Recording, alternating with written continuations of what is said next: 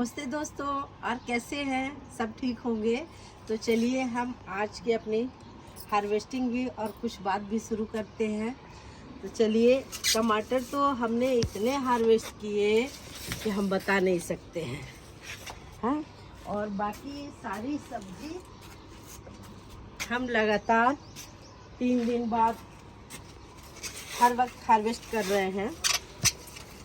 दोस्तों, खेत जो होता है तो उसमें अगर ऑर्गेनिक भी लगाता है किसान तो ज़्यादा से ज़्यादा क्या डालेगा? गोबर की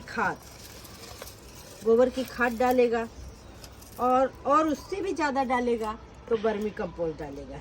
इससे ज़्यादा तो डाल नहीं सकता। और लेकिन हम ये गार्डनर जो हैं, जो हम गमले में या ग्रो बैग में सब्जी लगाते हैं, तो हम क्या करते हैं कि जितनी भी सब्जी हमारे घर में आती है या जितने भी फ्रूट आते हैं, तो उनको खाने के बाद तो हम उसके छिलके को तो फेंकते नहीं हैं बाहर। हम क्या करते हैं, उनको सारे हम इस मिट्टी में डाल देते हैं। आलू, प्याज, लौकी, कद्दू, जितनी भी सब्जी आती है तो उसके छिलके को हम इसमें डाल देते हैं। अब किसान तो अपने खेत में डालने जाएगा नहीं, थोड़ा थोड़ा ये, लेकिन हम क्या करते हैं कि हम तो हर वक्त, अगर गर्मी है तो सूखा डाल दिया, बस गीला डाल दिया, अगर सर्दी है तो, अगर गर्मी है तो हम कंपोस्ट बना लिए। तो इससे क्या होता है कि जितनी, जैसे उनके पौधों की ताकत बहुत ज़्यादा हो जाती है। सारे फल, फ्रूट, सब्जी, सबके छिलके, यहाँ तक कि दाल चावल के पानी के भी छिलके, अरे वो पानी हम इनमें डालते हैं, तो उससे क्या होता है, ये बहुत ज़्यादा स्ट्रॉन्ग हो जाते हैं और हमें बहुत अच्छी फ्रूटिंग मिलती है। और अब तो गर्मी शुरू हो जाएगी,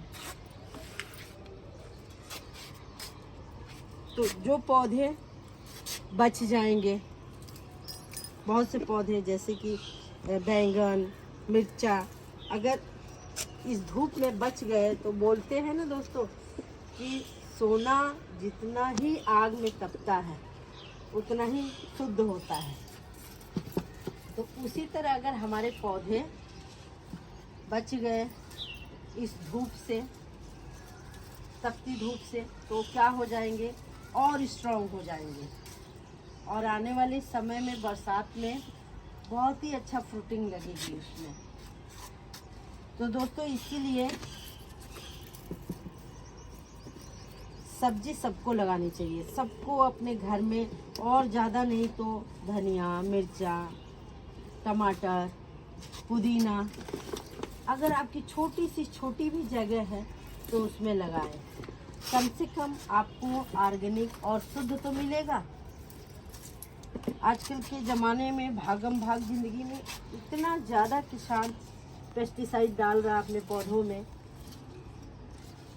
कि उसको खाने से हमारा स्वास्थ्य और ही खराब हो रहा है। तो सभी लोग थोड़ा बहुत सब्जी तो लगाएं। हमारे पास तो बहुत कम जगह है, लेकिन फिर भी इसमें बहुत अच्छी सब्जी होती है हमारी।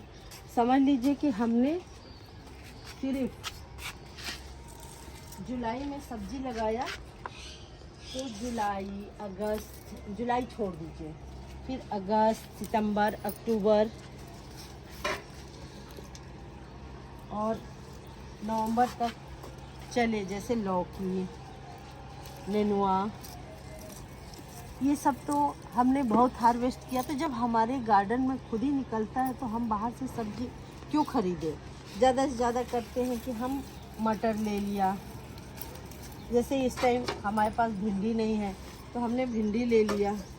तो बाकी सब्जी तो सब हमको अपने गार्डन से ही मिलता है, तो हम बाहर से क्यों खरीदें?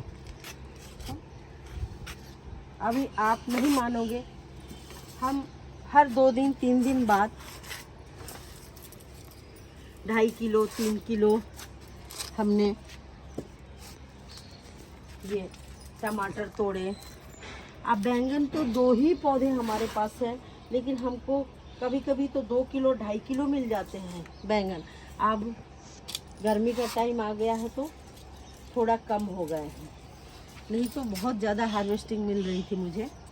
और अभी भी बहुत अच्छी, ये देखिए, ये इनमें हमने क्या किया है, सिर्फ पत्ते डाले हैं, सिर्फ पत्ते डाले हैं, क्योंकि ये शेड के ऊपर है तो बिल्कुल हल्का है, तो इसलिए हमने पत्ते ही डाले हैं।